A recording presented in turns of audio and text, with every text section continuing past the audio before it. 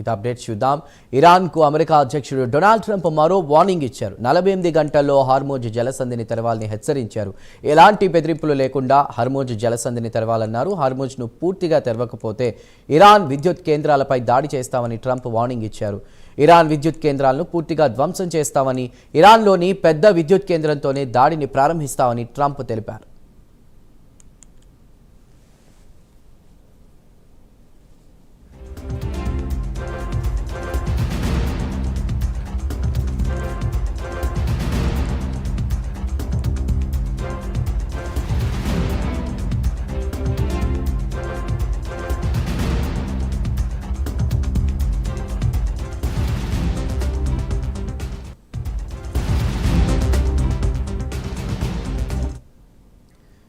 War breaking చూస్తున్నాం. ఇరాన్కు America అధ్యక్షుడు Donald Trump మరోసారి వార్నింగ్ ఇచ్చారు.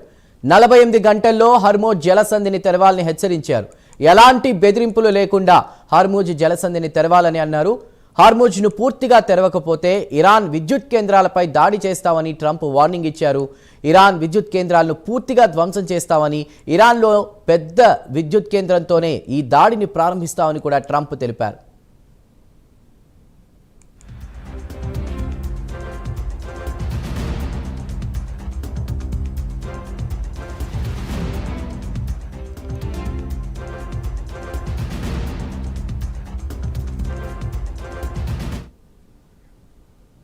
గల్ఫ్ ప్రాంతంలోని ఆయిల్ రిఫైనరీలు, వాణిజ్య నౌకలపై ఇరాన్ జరుపుతున్న దాడులను ఖండిస్తూ పలు దేశాలు ప్రకటన విడుదల చేశాయి. France, Japan, Bahrain, UK, Germany, UAE సహా పలు దేశాలు ఆయిల్ రిఫైనరీలు అదేవిధంగా వాణిజ్య నౌకలపై దాడిని తీవ్రంగా ఖండించాయి. ఈ దాడులు ప్రపంచ ఇంధన సరఫరాకు, సముద్రయాన స్వేచ్ఛకు ముప్పు కలిగిస్తున్నాయని ఆందోళన వ్యక్తం చేశాయి.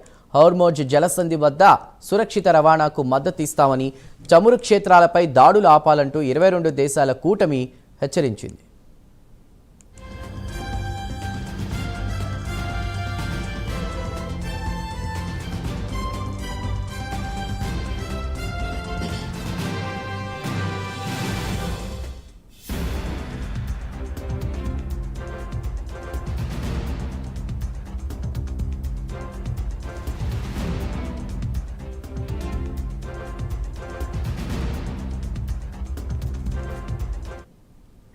సౌదీ అరేబియా, ఖతార్లోని ఇంధన కేంద్రాలు, నౌకలపై డ్రోన్ క్షిపణి దాడులు జరగడాన్ని France, Germany, Italy, Japan, Netherlands, Britain, Canada దేశాలు తీవ్రంగా తప్పుపట్టాయి.